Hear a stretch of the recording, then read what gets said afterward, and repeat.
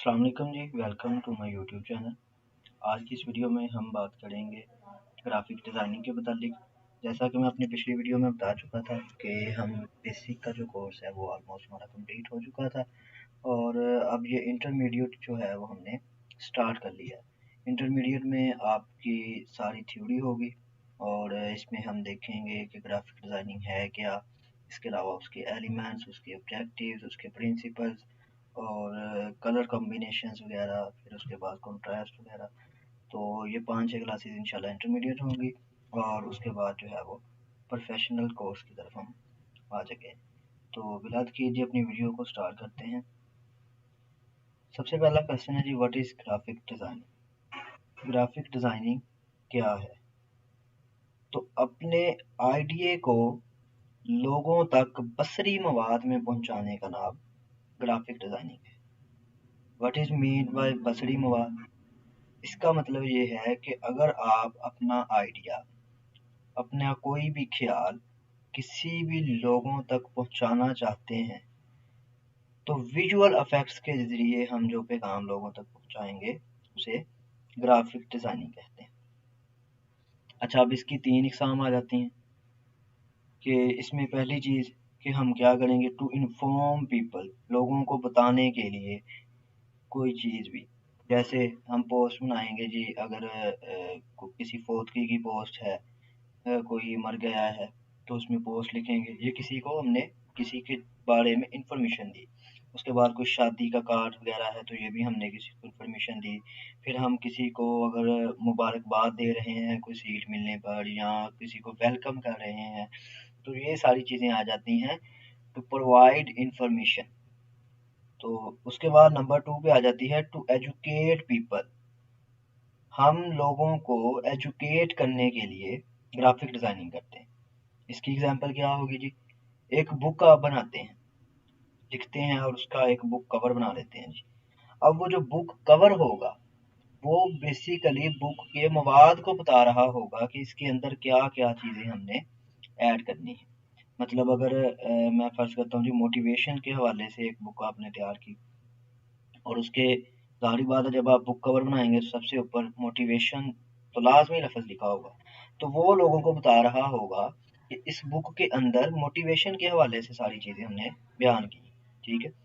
और नंबर 3 पे इसकी आ जाती है तो पर्सोनेट, मतलब कि हम अपनी ज़ाती हैसियत मनवाना चाहते हैं या आप अपनी किसी कंपनी की मशहूरी करना चाहते हैं। जैसे कि अब आप कप बनाएं तो आपके कप के ऊपर आप डिज़ाइन लिखेंगे, कप का डिज़ाइन बनाएंगे, आप बताएंगे कि ये मजबूत है या ये इम्पोर्टेड पत्थर से बना है, ये चीनी पत्थर का है।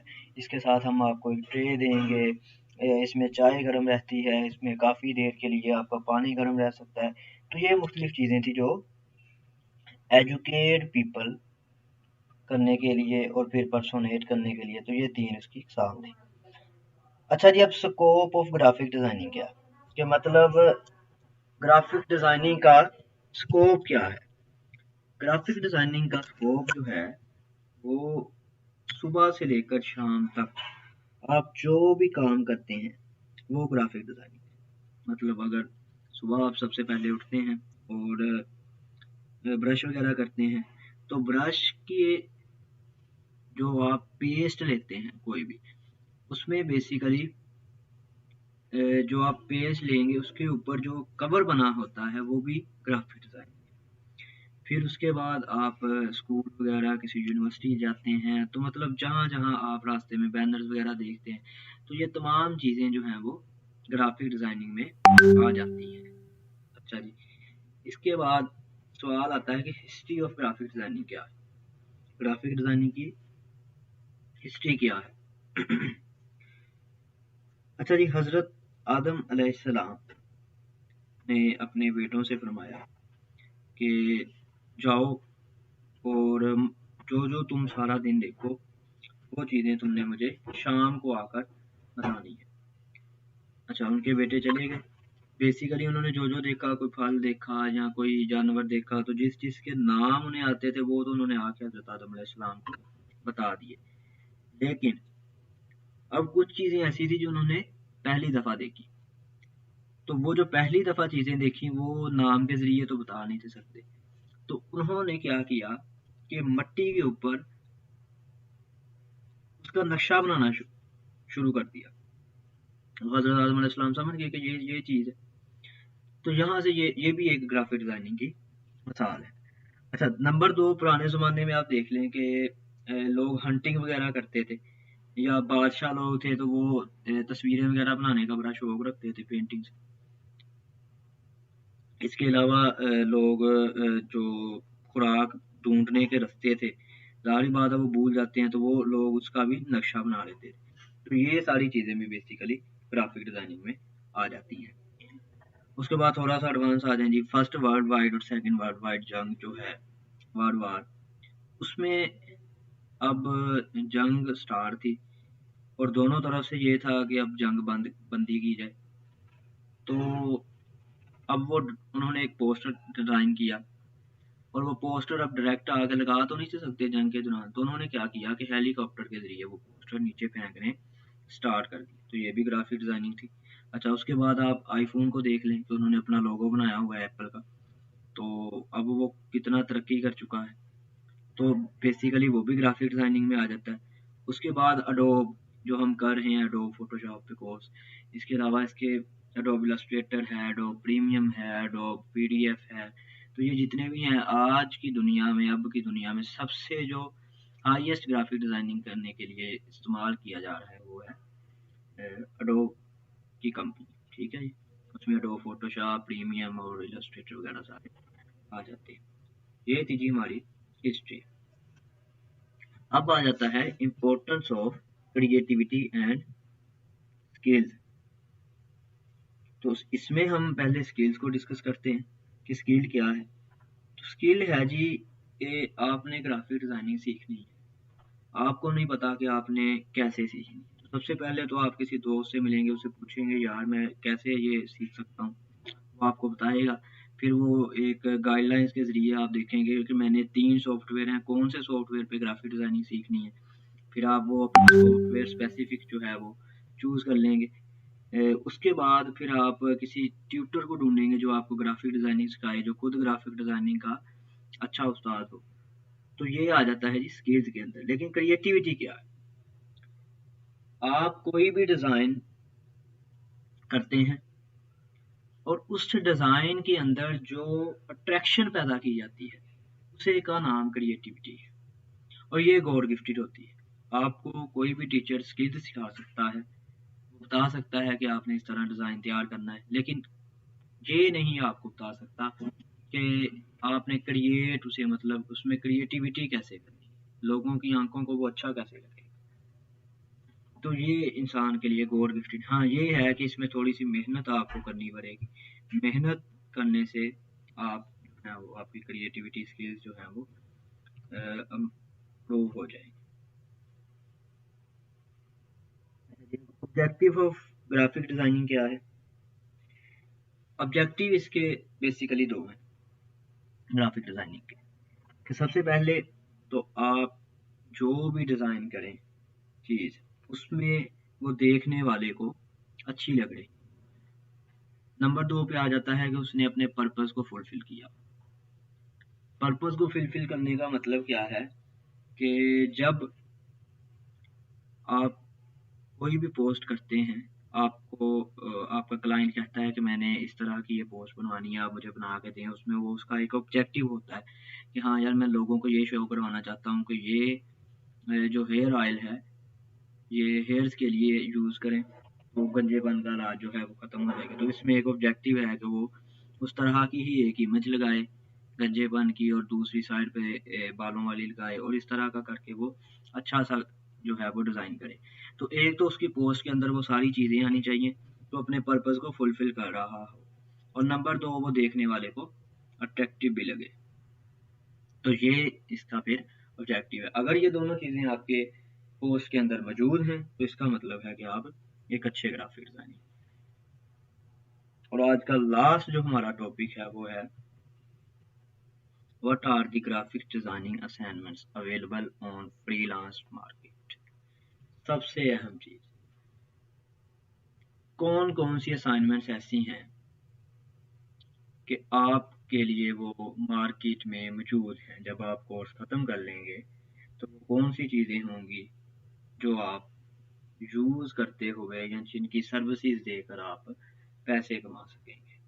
तो फ्रीलांस के अंदर मार्केट के अंदर सबसे पहले हमारी कुछ वेबसाइट्स हैं जिनमें हम ऑनलाइन वर्क करते हैं, और उसमें आ जाता है फाइवर आ जाती है, अपवर्क आ जाती है, guru.com आ जाता है, फ्रीलांसिंग की वेबसाइट अपनी है फ्रीलांसिंग के नाम से, वो आ जाती है। और उसके अलावा भी डिफरेंट वेबसाइट्स, और अब तो पाकिस्तान की अपनी वेबसाइट भी जो है वो उसमें लॉन्च हो चुकी है।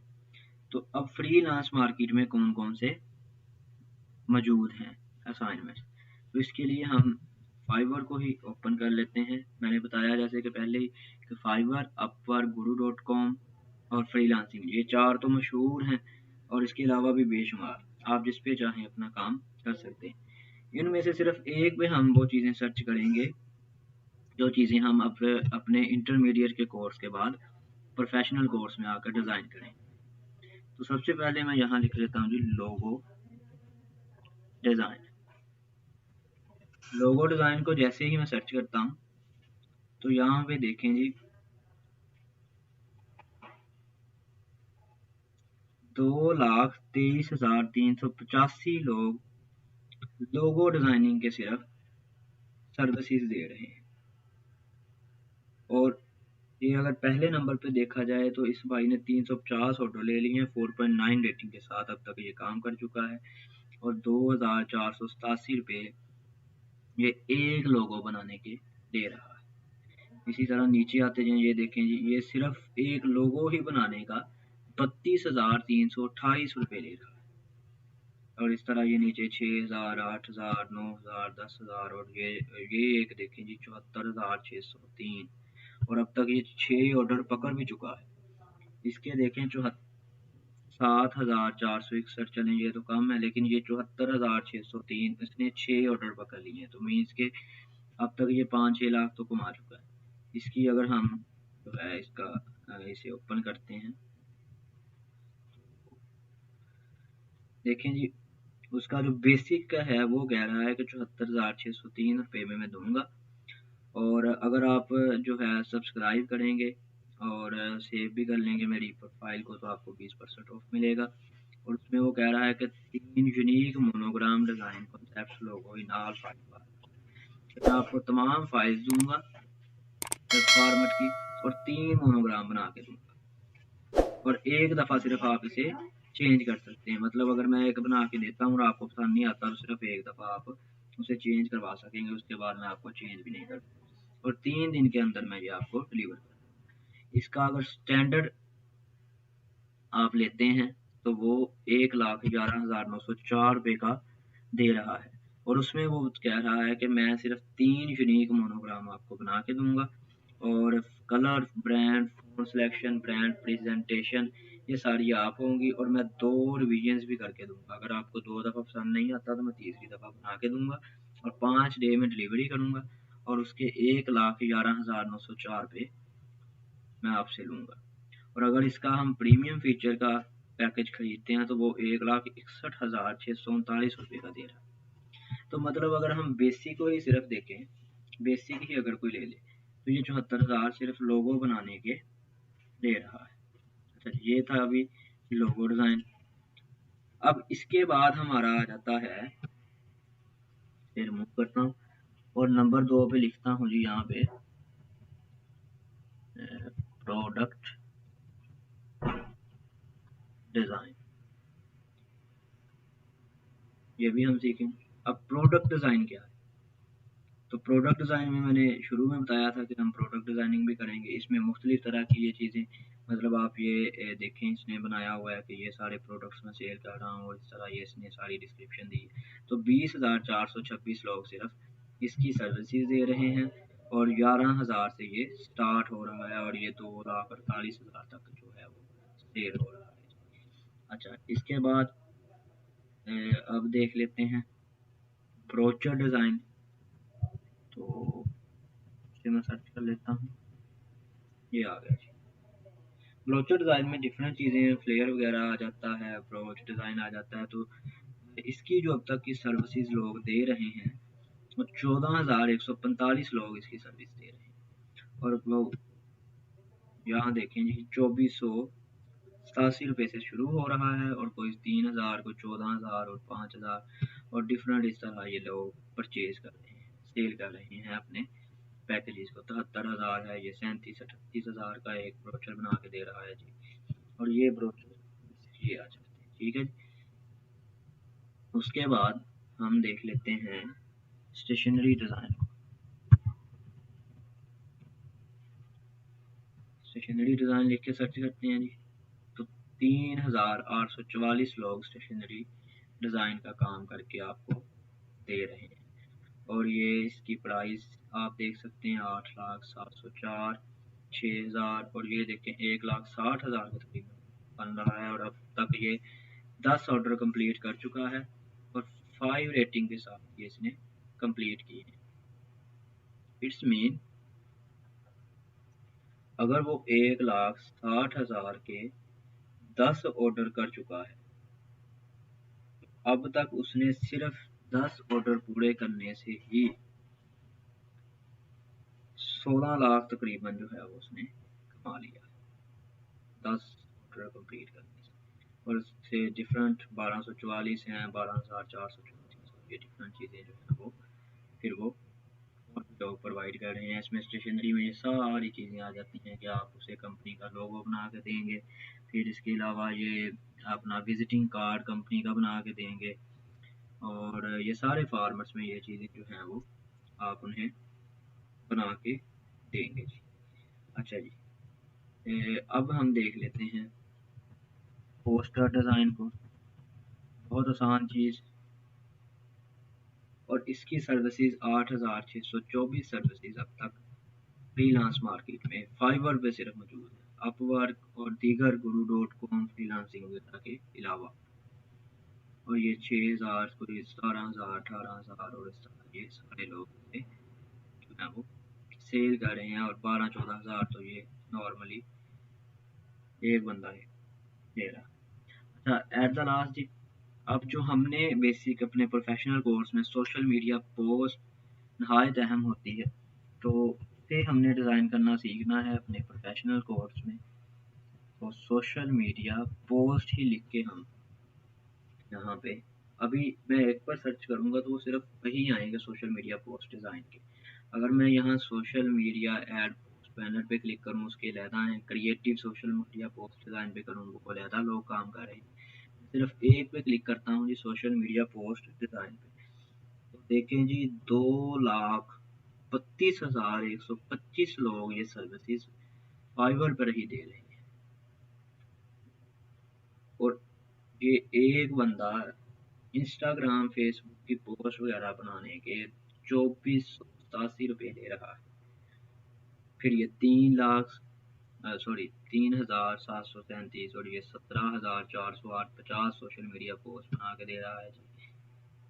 और इसके अलावा ये 7,000, 8,000। अच्छा, यहाँ पे किसी एक की प्रोफाइल ओपन कर लेते हैं जी, ये कर लेते हैं, ये 21,138 रुपये जो है दे रहा है। और अब तक 491 ऑर्डर जो है वो पूरे कर चुका है 4.9 रेटिंग के साथ। लेवल 2 का सेलर है, और 18 ऑर्डर अभी उसे मिल चुके हैं जो वो पूरे कर रहा है। तो मतलब अभी वो उसने लिखा हुआ है अभी मैं और काम अभी नहीं ले सकता, तो 18 ऑर्डर अभी उसने और बना के देने। अच्छा, ये दे क्या रहा है, उसने कहा है कि 15% इसमें आप सेवा अपील कर सकते हैं सब्सक्राइब वगैरह करके। और जो बेसिक में मैं दे रहा हूँ 30 यूनिक एंड अट्रैक्टिव पोस्ट इसमें दे रहा हूँ, ठीक है, जेपैज और पीएनजी में। अब ये देखें कि वो एडिटेबल फॉर्मेट में भी नहीं दे रहा, सिर्फ आप पोस्ट अपने फेसबुक पे लगा सकेंगे, उसे एडिट नहीं कर सकेंगे।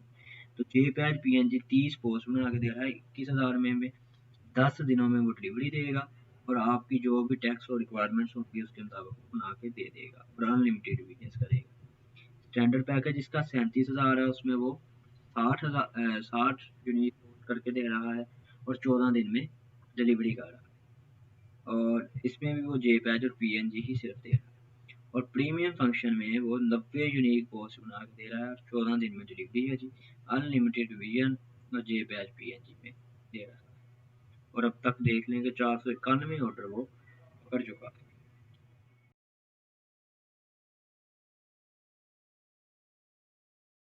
तो आज की इस वीडियो में हम बात करेंगे एलिमेंट्स ऑफ डिज़ाइन के मुतालिक कि डिज़ाइन को बनाने के लिए किन किन एलिमेंट्स की ज़रूरत होती है, और उन्हें 3 से 4 को डिस्कस करेंगे। और उससे जो नेक्स्ट वीडियोस हैं इंशाल्लाह उनमें हम एलिमेंट्स को और प्रिंसिपल ऑफ डिज़ाइन और मुख्तलिफ कलर्स को हम डिस्कस करेंगे। तो चलते हैं जी अपनी वीडियो की जानिब। सबसे पहले आपने कोई भी डिज़ाइन रेडी करना है तो उसके लिए आपको दो बेसिक चीज़ों की ज़रूरत होती है। Number 1 elements of design and number 2 principles of design.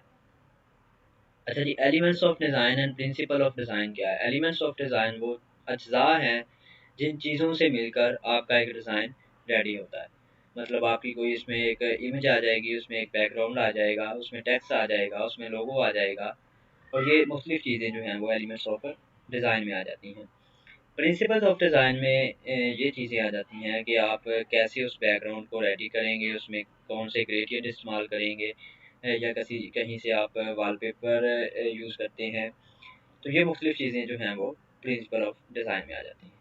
अच्छा जी, इसकी एक छोटी सी एग्जांपल है। जैसे कि हम ने किसी ने बिरयानी बनानी हो तो उसके लिए हमें कुछ इंग्रेडिएंट्स की ज़रूरत होती है, मतलब चावल, चिकन, पानी, घी और दीगर मसाला जात। तो ये जो चीज़ें हैं वो हैं एलिमेंट्स ऑफ डिज़ाइन। और फिर उस बिरयानी को रेडी कैसे करना है, उसे पकाना कैसे है, उसकी एक बाकायदा रेसिपी होती है, और वो रेसिपी कहलाती है प्रिंसिपल्स ऑफ डिज़ाइन। इस वीडियो में हम सिर्फ एलिमेंट्स ऑफ डिज़ाइन को डिस्कस करेंगे, और उम्मीद है कि इससे जो नेक्स्ट और ऑन द नेक्स्ट वीडियो होगी, मतलब 2 से 3 जो नेक्स्ट वीडियोस हैं वो एलिमेंट्स ऑफ डिज़ाइन पे हमारी लग जाएंगी। और उसके बाद प्रिंसिपल ऑफ डिज़ाइन पे 1-2 वीडियोस, और उसके बाद जो है हम वो अपना प्रोफेशनल कोर्स जो पिछले बेसिक और इन चीज़ों में हमने सीख चुके हैं उसे इंशाल्लाह अप्लाई करेंगे। तो इस बताते हैं जी, एलिमेंट्स ऑफ डिज़ाइन टोटली 9 तरह के हैं। उसमें number 1 line, colour, shape, space, texture, typography, size, form और वैल्यू, ये 9 तरह के एलिमेंट्स ऑफ डिज़ाइन हैं। इस वीडियो में हम सिर्फ 4 को डिस्कस करेंगे, line, colour, shape and space को। लाइन से पहले एक छोटी सी चीज़ जिससे लाइन मिलकर बनती है उसे कहते हैं जी डॉट और पॉइंट। डॉट और पॉइंट एक ऐसा नुक्ता जो कि हर ग्राफिक डिज़ाइनिंग की ज़रूरत है। जैसे ही आप कोई भी काम स्टार्ट करेंगे तो ज़ाहिर बात है किसी न किसी एक जगह से स्टार्ट करेंगे, वो जिस जगह से स्टार्ट करेंगे उसे डॉट या पॉइंट कहते हैं। अच्छा जी, इसकी एक थ्योरी है पॉइंटलिज्म। पॉइंटलिज्म क्या है? ये एक ऐसा मेथड है जिसके ज़रिए हम डॉट बनाते जाते हैं और एट द लास्ट वो डॉट एक पिक की सूरत में ज़ाहिर होते हैं। इसकी एक एग्जांपल मैं आपको दिखाता हूँ। ये जो पिक तैयार की गई है इस शख्स की, तो ये डोर्स की मदद से तैयार की गई। मतलब वो मुख्तलिफ डिज़ाइनर ने डोर्स लगाता गया और मुख्तलिफ कलर के उसने डोर्स लगाए और एट द लास्ट ये पिक बन गई। तो पुराने ज़माने में जब एडोब फोटोशॉप या इस तरह के ग्राफिक डिज़ाइनिंग के एडोब इलस्ट्रेटर मुख्तलिफ सॉफ्टवेयर्स नहीं थे, तब लोग इस तरह इमेजेस डॉट पॉइंट के ज़रिए बनाते थे और उसे पॉइंटलिज्म कहा जाता था। अच्छा जी, उसके बाद पहले डिस्कस करना है हमने नंबर 1 पे लाइन। अब लाइन क्या है? दो पॉइंट्स के दरमियान जो फासला है उसे लाइन कहते हैं।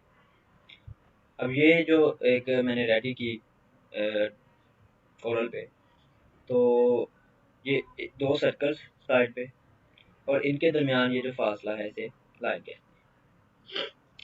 अच्छा, अगर हम यही सर्कल बार बार यहाँ पे इन सर्कल्स की ही रेपिटेशन करते हैं तो वो भी लाइन की ही एक सूरत है।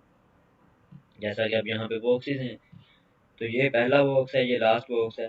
दरमियान में चाहे इनके फासला है जितना मर्जी फासला है, लेकिन ये बाकायदा एक सिमेट्रिकल पैटर्न के ज़रिए यहाँ पे लगाए गए, तो ये भी एक लाइन की ही सूरत है। अच्छा, ये एक स्केल और दो पेंसिल्स की इमेजेस है, तो ये भी लाइंस ही हैं। ये जो स्केल है ये पेंसिल की लेंथ बता रहा है, तो ये भी एक तरह की लाइन की तरह ही है। अच्छा, उसके बाद लाइन का एक और फ़ायदा होता है कि लाइन को आप अपने डिज़ाइन को तैयार करने के लिए मुख्तलिफ जगह पर इस्तेमाल कर सकते हैं। मतलब जैसा पिछली वीडियोस में हम बताए हैं, रोलर्स को बताया था हमने, तो ये देखें, ये 4 रोलर हमने लगाए, एक लाइन इस तरह, एक लाइन हॉरिजॉन्टली और वर्टिकली। तो ये इसने 4 हिस्सों में से बॉक्स को डिवाइड कर दिया जी। अच्छा, ये इसने बॉक्स को 4 हिस्सों में डिवाइड किया। अब हम आसानी से जो जो चीज़ें इन बॉक्सेस में लिखना चाहेंगे तो वो लिख लेंगे। तो बेसिकली ये लाइंस हमारे डिज़ाइन को इम्प्रूव करने के लिए भी बनाई जाती है। ये एक एरो है, ये भी एक लाइन की ही सूरत है, मतलब ये एक लाइन लगा दी गई और उसके ऊपर ये ट्राइंगल लगा दिया गया, तो ये एरो बन गया, तो ये भी लाइन है। अच्छा, टाइप्स ऑफ लाइन में नंबर 1 डॉट्स लाइन आ जाती हैं, जो मैंने पहले बताया था कि सर्कल को ही हम कर लें डेपिटेशन, तो वो भी लाइन की एक टाइप है। फिर सर्कल, चेन, ये भी एक लाइन की टाइप है। फिर जिगजैग, ये भी लाइन है। डैशेस को भी लाइन की सूरत में लिया जा सकता है। आपके क्लाउड जो हैं वो भी लाइन की एक सूरत है। आपकी पहाड़ियाँ, हिल्स, ये भी लाइन की सूरत है। लोब्स, वेव्स, इसके अलावा माउस एयर्स भी लाइन की सूरत है। लाइटनिंग भी आपकी लाइन की ही एक टाइप है। और उसके बाद ये जो स्विल है, ये भी लाइन की एक सूरत है, क्योंकि ये साथ साथ जुड़ी हुई है। उसके बाद कास्टल है, तो ये भी एक लाइन की सूरत है। तो ये मुख्तलिफ चीज़ें थी जो हमारी लाइन थी। अब टाइप्स ऑफ लाइंस कितनी है जी इन ज्योमेट्री में? ज्योमेट्री आप लोग पढ़ते हैं, उसमें मुख्तलिफ हॉरिजॉन्टल लाइंस होती हैं, फिर वर्टिकल लाइंस हैं, और उसके बाद ऑब्लिक क्यू लाइंस हैं, उसके बाद पैरा लाइंस और परपेंडिकुलर लाइंस। तो ये basically types of lines in geometry थी। अब आ जाते हैं हम अपने दूसरे एलिमेंट ऑफ डिजाइनिंग, वो क्या है जी? शेप। अब शेप क्या है? When some actual lines combined and surrounding an area, then shape is created. Shape इससे पिछली एलिमेंट लाइन से मिलकर बनती है। मतलब ये अब लाइन ही है, ये स्ट्रेट लाइन है, यहाँ से थोड़ा कर्व आया, ये स्ट्रेट लाइन, ये लाइन और ये लाइन। अब ये जो एक शेप, रेक्टेंगल की शेप बन रही है यहाँ पे, जिसके अंदर ये डेफिनेशन लिखी हुई है, तो ये एक शेप ही है बाकायदा तौर पे। इसके अलावा ये जो बैकग्राउंड में आपको ये स्केयर्स टाइप नज़र आ रहे हैं, ये भी एक शेप है। ये खुद, ये सारा का सारा थंबनेल एक शेप है, रेक्टेंगुलर शेप का है। तो when some actual lines is combined and surrounding an area, then shape is created. जब मुख्तलिफ तरह की लाइंस आपस में मिलती हैं और एक स्पेसिफिक एरिया को ग्राव में लेती हैं, तो उसे शेप कहते हैं। अब शेप 3 तरह की हो सकती है: स्ट्रोक, फिल और नेगेटिव स्पेस। स्ट्रोक क्या है जी? मैंने ये एक रेक्टेंगल ली और उसके बाद सिर्फ उसका ये जो लास्ट पे अराउंड उसके सारा है वो बैकग्राउंड, उसे हमने कलर दे दिया जी येलो, तो ये स्ट्रोक है। फिल क्या है? हमने रेक्टेंगल बनाई और उसके अंदर कलर फिल कर दिया, कोई भी हो, चाहे येलो हो, ब्लैक हो, ब्लू हो। तो ये जो फिल कर देंगे उसके अंदर वाली स्पेस को, ये हमने सिर्फ अराउंड स्पेस जो थी उसके इर्द गिर्द वाली स्पेस को जब कलर किया तो वो स्ट्रोक है, और जब पूरी को फिल कर दिया तो वो फिल है जी। अब नेगेटिव स्पेस, बाज़ औक़ात हम कोई एक शेप बनाते हैं, लेकिन उसके अंदर ही एक दूसरी शेप जो हमने खुद बनाई नहीं होती लेकिन एक मौजूद होती है। इस इमेज को देखें जी, ये एक इमेज बनाई गई है दो बॉयज़ के फेस की। तो ये बॉयज़ का फेस तो हमें नज़र आ रहा है, एक का ये ब्लैक और दूसरे का ये ब्लैक। लेकिन जब बैकग्राउंड इसका वाइट रखा गया तो ये इन दोनों के दरमियान ये एक सुराही टाइप की जो एक तीसरी शेप बन रही है, इसे कहते हैं नेगेटिव स्पेस। तो तीसरी इसकी किस्म एक आ जाती है नेगेटिव स्पेस की हमारे पास। तो शेप की टोटल 3 इकसाम हो गई: stroke, fill and negative space. अच्छा जी, ये एक एग्जाम्पल है। तो ये जो एक तस्वीर पूरी बनाई गई है, ये मुख्तलिफ तरह की शेप्स के साथ मिलकर बनाई गई है। ये शेप्स थोड़ी अनसिमेट्रिकल हैं, लेकिन बनाई सारी ही सारी शेप्स के साथ। मतलब ये भी आपको शेप नज़र आ रही है, ये शेप है, ये शेप है, ये मुख्तलिफ शेप से मिलकर बनी है। उसके बाद ये जो बनी है ये भी शेप्स के मिलकर बनी है, लेकिन ये है कि ये सिमेट्रिकल वे में बनी है। ये देखिए, ये हर स्क्वायर में एक शेप है और एक या दो शेप्स के साथ ये सारा सिमेट्री के साथ लगा हुआ है, तो ये सिमेट्रिकल शेप। और ये जो मैंने दिखाई है ये अनसिमेट्रिकल शेप में आ जाता है। अच्छा जी, उसके नेक्स्ट शेप्स की जो तीन किस्में हैं उनमें नंबर वन ज्योमेट्रिक शेप्स, जो हम मोस्टली मैथ में ज्योमेट्री को यूज़ करते हैं। हम स्केल लेते हैं तो रेक्टेंगल बना लेते हैं प्रकार से, ये सर्कल और डिफरेंट तरह की ये सारी जितनी है, स्केयर, ओवल, ट्राइंगल, पेंटागन, 5 मुंह वाली, हेक्सागोन, 6, ऑक्टागोन, 8, उसके अलावा cube, sphere, cylinder, pyramid, rectangle, prism और कोन। तो ये सारी भी बेसिकली ज्योमेट्रिक शेप्स हैं। उसके बाद इसकी दूसरी जो एग्जांपल है, टाइप है शेप की, वो है ऑर्गेनिक शेप। कोई भी ऐसी शेप जो कि खुद से बनी है, मतलब ये पत्ता है, अब ये अल्लाह ताला की तरफ से बना हुआ है, तो इसकी भी एक शेप है, ये ऑर्गेनिक शेप है। कुछ क्लाउड्स आ जाते हैं, कुछ पौधे हैं, स्टार फिश है, कोई भी चीज़ है, तो ये अल्लाह ताला की तरफ से इनकी एक मखसूस शक्ल बनाई गई है। उस मखसूस शक्ल वाली जितनी शेप्स हैं उनमें ऑर्गेनिक शेप्स कहते हैं। और एट द लास्ट तीसरी शेप आ जाती है एब्स्ट्रैक्ट शेप। अब एब्स्ट्रैक्ट शेप क्या है? ज्योमेट्रिक शेप और ऑर्गेनिक शेप, इन दोनों के मजमूमे को एब्स्ट्रैक्ट शेप कहते हैं। अब इसमें आप देख सकते हैं कुछ ऑर्गेनिक शेप्स में मिली हुई हैं और कुछ जो बिल्कुल भी मतलब फैली हुई हैं, तो ज्योमेट्रिक शेप्स भी हैं। अब ज्योमेट्रिक और ऑर्गेनिक शेप, इन दोनों को मिला के ये तीसरी टाइप बनती है एब्स्ट्रैक्ट शेप्स की। अच्छा, एक और इसमें अब बात करते चलें कि ये टायर है, तो ये बेसिकली एक सर्कल की ही एक सूरत है। तो आप अपने डिज़ाइन में जहाँ पर भी टायर या सर्कल टाइप कोई भी चीज़ शो करते हैं तो उसमें आप मोशन को शो करना चाहते हैं। ये बड़ी अहम बातें हैं, 2 से 3, कि जब भी आप अपने डिज़ाइन में किसी सर्कल को शो करेंगे तो वो ये शो करवा रहा होगा कि यहाँ पर मोशन हो रहा है। जहाँ पर आप रेक्टेंगल को शो करेंगे उसका मतलब है कि आप डायरेक्शन को शो कर रहे हैं। ये इसकी एग्जांपल मैंने ये भी दी है, ये एरो हेड के साथ, कि ये जब एरो हेड लग गए तो ये एक डायरेक्शन को शो कर रहा है तो बेसिकली रेक्टेंगल, सॉरी ट्राइंगल। अब ये देखें जी, ये बेसिकली हमारे पास जो एरो का अगला हेड है वो रेक्टेंगल की शेप में है और उसके बाद हमने पीछे एक सिंपल लाइन लगाई तो ये एरो बन गया। तो एरो किस चीज़ को शो करता है? डायरेक्शन को। अब सर्कल जहाँ भी आप यूज़ करेंगे ग्राफिक डिज़ाइनिंग में, तो सर्कल मोशन को शो करेगा और ट्राइंगल जो है वो डायरेक्शन को शो करेगी। अब उसके बाद आ जाता है रेक्टेंगल। तो रेक्टेंगल नंबर वन कि ये आपकी डायरेक्शन को भी शो करती है और नंबर दो आपकी लेंथ को शो करती है। मतलब लेंथ भी होगी और इसकी एक डायरेक्शन है, तो ये इन दोनों चीज़ों को शो करती है। स्केयर, इसे हम बेसिकली यूज़ करते हैं किसी भी डिज़ाइन में वेट के तौर पे। जहाँ पे आपने डिज़ाइन में वेट शो करवाना हो तो वहाँ आप स्केयर लगा देते हैं।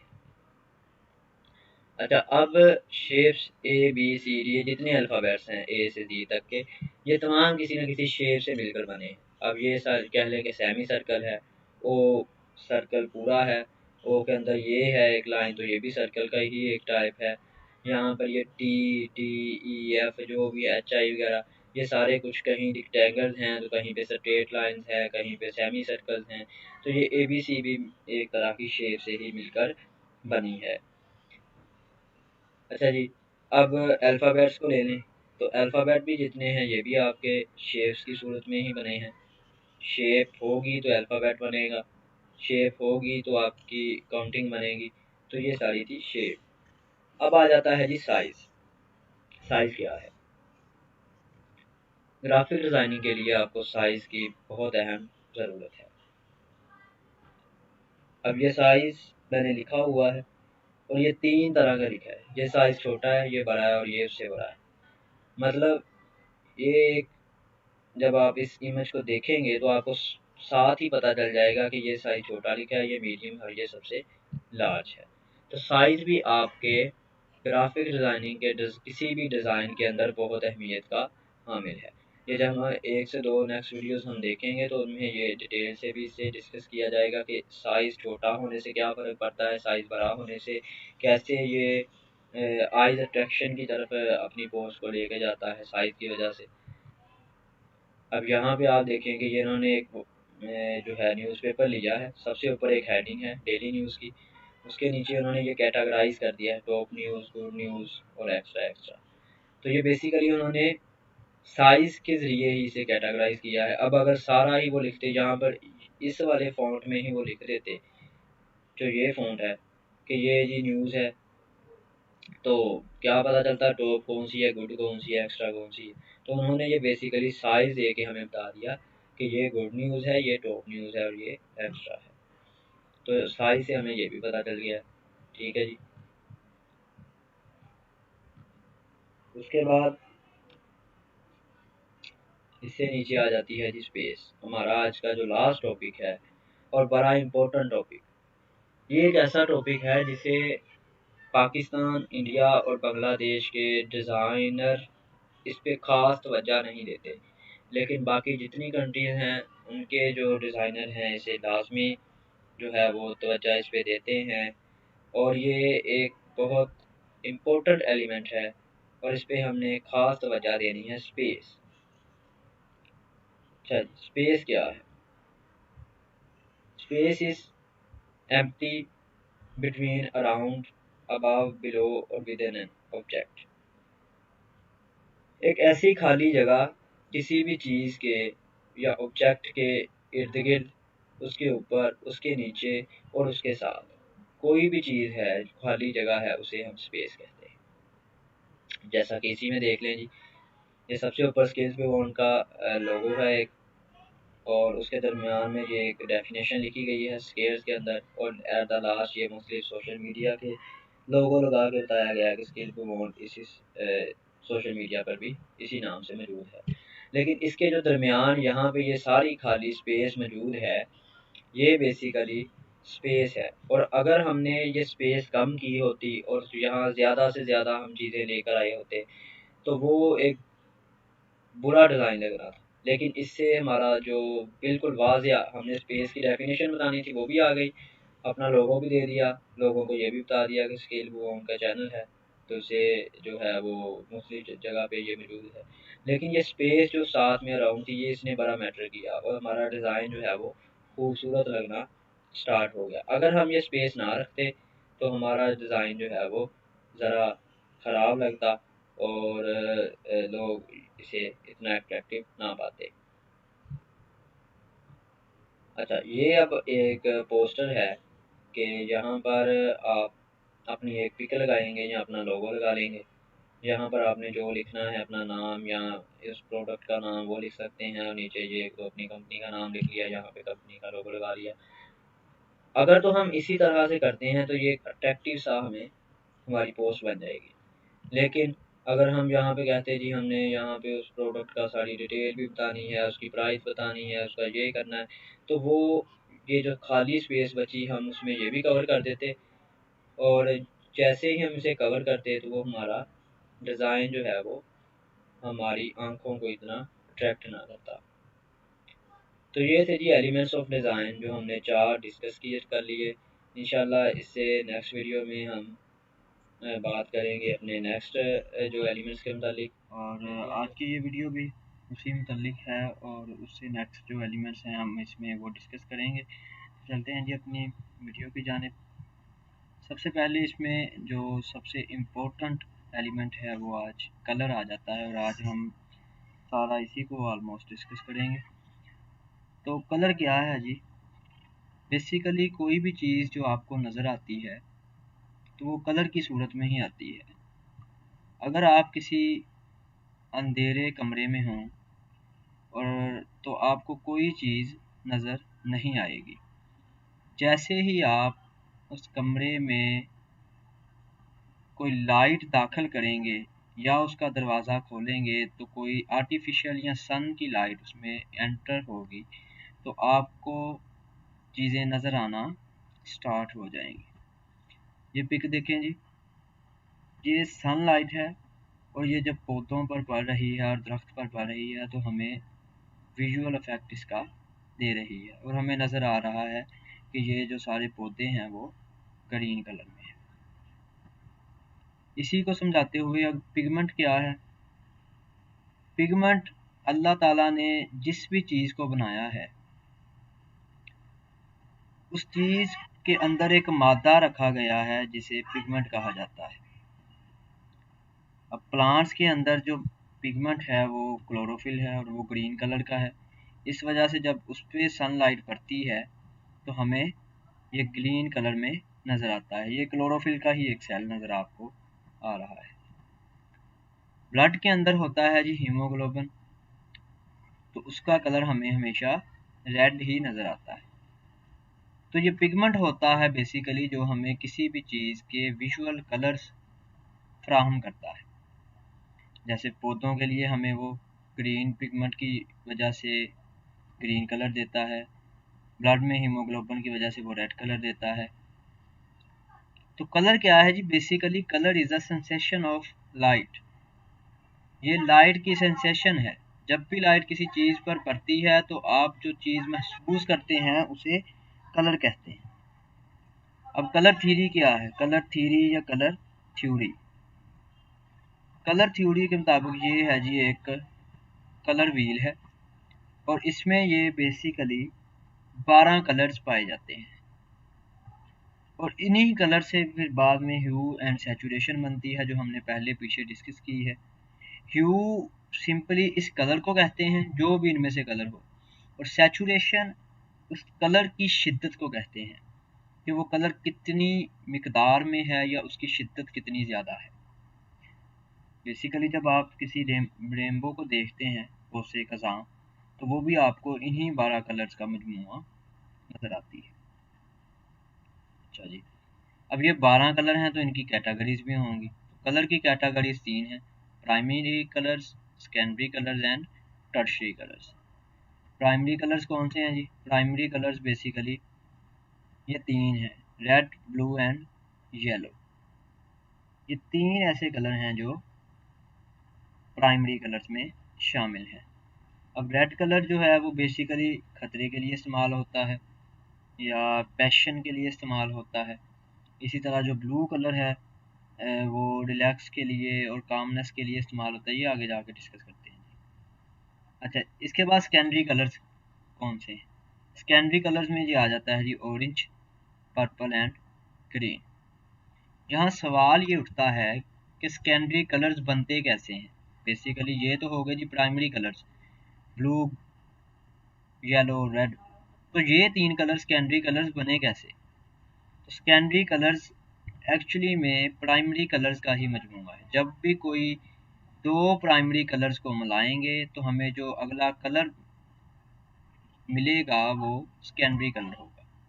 जैसे कि यहाँ पे हमने रेड को और येलो को, प्राइमरी कलर्स हैं दोनों, इन दोनों को प्लस किया तो हमें ऑरेंज मिला। येलो को और ब्लू को प्लस किया तो ग्रीन मिला, रेड को और ब्लू किया तो पर्पल मिला। तो ये हमारे सेकेंडरी कलर जो बेसिकली वो प्राइमरी कलर्स का ही मजमूआ है। अच्छा, जब आ जाते हैं टर्शियरी कलर्स। टर्शियरी कलर्स कैसे बनते हैं। तो tertiary colours combination of primary and secondary colours. Tertiary colours वो हैं जो प्राइमरी और सेकेंडरी कलर्स का मजमूआ है, यानी इनमें ये प्राइमरी कलर्स भी आ जाएंगे और सेकेंडरी कलर्स भी आ जाएंगे। इन दोनों को प्लस करते जाएंगे आपस में तो ये हमारे पास टर्शियरी कलर्स आ जाएंगे। ये देखें, ये इसका एक फ्लो चार्ट है। अब येलो और ग्रीन, इन दोनों को जब हम मिलाएंगे तो हमारे पास ये वाली शेड बनेगी जिसे येलो ग्रीन कहा जाता है। इसी तरह ग्रीन और ब्लू, इन दोनों को मिलाएंगे तो ये ब्लू ग्रीन, लाइट सा ब्लू बन जाता है इन दोनों को मिलाने से। फिर वायलट और ब्लू, इन दोनों को मिलाएंगे तो ये डार्क शेड बनती है ब्लू वायलट की। फिर वायलट और रेड को मिलाएं तो रेड वायलट, इसी तरह रेड और ऑरेंज को मिलाएं तो रेड ऑरेंज, ऑरेंज और येलो को मिलाएं तो येलो ऑरेंज। तो ये बेसिकली हमारे 12 जो कलर्स हैं वो चार्ट के इस व्हील के, ये जो मैंने व्हील अभी दिखाया था आपको, इस व्हील के 12 कलर ये हमारे प्राइमरी, सेकेंडरी और टर्शियरी कलर्स में पूरे हो जाते हैं। सवाल उठता है जी कि ये आपने सारे ये वाले कलर तो बता दिए, लेकिन उनमें आपने ब्लैक एंड वाइट का जिक्र नहीं किया। तो ब्लैक एंड वाइट कहाँ पे गए? ये कौन सी कैटेगरी में आते हैं? ये ना तो प्राइमरी में आपने दिखाए, ना सेकेंडरी में दिखाए, ना टर्शरी में दिखाए। तो black and white basically neutral colours हैं। ये ना प्राइमरी में आते हैं, ना सेकेंडरी में आते हैं, ना टर्शरी में आते हैं। तो न्यूट्रल कलर्स कौन से होते हैं? Neutral colours white and black. अब वाइट में थोड़ा सा ब्लैक शामिल करेंगे तो ये लाइट ग्रे हो जाएगा। ब्लैक में थोड़ा सा वाइट शामिल करेंगे ये थोड़ा सा डार्क ग्रे हो जाएगा। अब इन दोनों की आप ओपेसिटी बढ़ाते जाएंगे, परसेंटेज इन दोनों की बढ़ाते जाएंगे। जब 50% ब्लैक हो और 50% वाइट हो तो आपके पास ये दरमियान वाला ग्रे कलर मौजूद होता है। इसी तरह 75% वाइट हो, 25% ब्लैक हो तो लाइट ग्रे, 75% ब्लैक हो, 25% वाइट हो तो डार्क ग्रे मिल जाता है जी हमें। तो ये black and white neutral colours है। अच्छा, उसके बाद आ जाता है जी ये कलर्स की टिंट, शेड एंड टोन। ये कैसे है? अब रेड कलर है, इसमें ये मुख्तलिफ आपके पास शेड्स आ जाती हैं या इसका टिंट आ जाता है। ये बेसिकली जो गर्ल्स हैं उन्हें ज़्यादा इस चीज़ का पता है कि वो जब मेकअप वगैरह करती हैं तो शेड्स का इस्तेमाल करती हैं। तो टिंट बेसिकली प्योर कलर में ही आप थोड़ी सी जो उसकी ओपेसिटी कम करते हैं तो हमारे पास टिंट आ जाता है। और शेड में जब हम थोड़ा सा कलर को ज़्यादा बढ़ाते जाते हैं तो फिर वो ब्लैक कलर जब इसमें हम वाइट करें ऐड करेंगे तो वो हमारे पास शेड आ जाएगी। इस कलर में जब हम वाइट को ऐड करेंगे तो हमारे पास टिंट बनता जाएगा।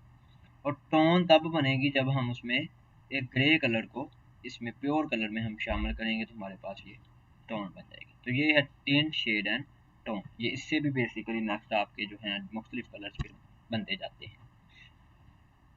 अच्छा, कलर की दो कैटेगरीज हैं, warm colours and light colours या कूल कलर्स जिन्हें कहते हैं। तो वार्म कलर्स में बेसिकली ये वार्म कलर है, और वार्म कलर्स में आपको बेसिकली जो नज़र आते हैं वो होते हैं येलो, और इसके अलावा येलो कलर बेसिकली और रेड कलर आ जाता है। और ये जो रेड कलर है ये मैंने पहले बताया पैशन के लिए, खतरे के लिए इस्तेमाल होता है। और कूल कलर्स में हमारे पास तीन कलर आ जाते हैं, ब्लू, ग्रीन एंड पर्पल। तो ये तीन कलर जो हैं ये बेसिकली कूल कलर्स के तौर पर यूज़ होते हैं। अच्छा, उसके बाद ये व्हील चार्ट है। ये जो आपको ग्रीन की शेड से स्टार्ट होकर रेड के शुरू तक नज़र आ रहे हैं ये सारे वार्म कलर्स हैं। और ये जो पर्पल या वायलेट कलर है यहाँ से लेकर ग्रीन तक जो शो हो रहे हैं वो बेसिकली कूल कलर्स हैं हमारे पास। अच्छा, colours impact and mode and its application. इसमें क्या होता है जी, कोई भी कलर है वो एक ख़ास रिलेशन के साथ, एक ख़ास बंदे के साथ जुड़ा होता है। जैसे अगर हम यहाँ पे मैं आपको बताता चलूँ कि बेबी के लिए कोई कलर यूज़ करेंगे तो उनकी जितने भी सामान वगैरह है, उनके सूट, उनकी गुड़िया वगैरह, तो वो ऑलमोस्ट आप देखेंगे मार्केट में आपको पिंक कलर की नज़र आएगी। इसी तरह लड़कियों के लिए जो आप बेसिक कलर यूज़ करते हैं वो भी पिंक ही करते हैं। जब भी आप लड़की के लिए कोई डिज़ाइन तैयार करें, किसी गर्ल के लिए, किसी वुमेन के लिए, तो आप ध्यान रखें कि आप उसमें टेक्स्ट या बैकग्राउंड वगैरह जो है वो ज़्यादा पिंक ही इस्तेमाल करें। इसी तरह आपको ट्रेन का कलर है तो वो एक ख़ास इम्पैक्ट देता है और वो ट्रेन के साथ ही मखसूस है। तो ये मुख्तलिफ कलर्स के इम्पैक्ट और उसकी एप्लीकेशंस होती हैं। अब कलर्स की एप्लीकेशन ग्राफिक डिज़ाइनिंग के अंदर क्या है तो ये हम डिस्कस कर लेते हैं जी। ये देखें जी, ये एक पूरा चार्ट है। जब भी आप किसी भी क्लाइंट को कोई प्रोजेक्ट बना के देते हैं तो उस प्रोजेक्ट को बनाने से पहले आपने इस चार्ट को सामने रख लेना। इससे आपको बहुत इन्फॉर्मेशन मिलेगी और आपका जो डिज़ाइन होगा वो भी क्लाइंट पसंद करेगा। इसमें उन्होंने मुख्तलिफ बताया है जी कि रेड कलर किस लिए इस्तेमाल होता है। ये रेगुलेशन के लिए इस्तेमाल होता है, एनर्जी, पावर, स्ट्रेंथ, खतरे के लिए, रिस्क के लिए, पहले मैंने बताया था पैशन, जज्बे के लिए, लव के लिए, किसी के टेंशन हासिल करने के लिए, तो ये सारे कलर्स बेसिकली सारी चीज़ों के लिए रेड कलर इस्तेमाल होता है। अब जैसे ये इन्होंने KFC का दिया है तो ये रेवोल्यूशन में आ जाता है कि मतलब उस बंदे ने इतनी मेहनत की और बिल आकर आज वो करोड़ों कंपनियों का मालिक बन चुका है और KFC हर जगह पे ब्रांड के तौर पर इस्तेमाल हो रही है। इसी तरह लिवाइस है और ये मुख्तलिफ कैनन है। तो ये सारी जितनी भी मैंने आपको बताई, तो ये रेड कलर इन चीज़ों के लिए इस्तेमाल होता है। फिर ऑरेंज कलर किसके लिए इस्तेमाल होता है जी? ये आपकी दोस्ती को शो करने के लिए, फ्रेंड लाइन्स, आपकी कामयाबी को शो करने के लिए, आपके खुश रवैये को शो करने के लिए, आप कहीं इंजॉय कर रहे हैं उसको शो करेगा, आपकी बहादुरी को शो करेगा, आपके कॉन्फिडेंस को शो करेगा। तो ये ऑरेंज कलर आप इसके लिए इस्तेमाल कर सकते हैं।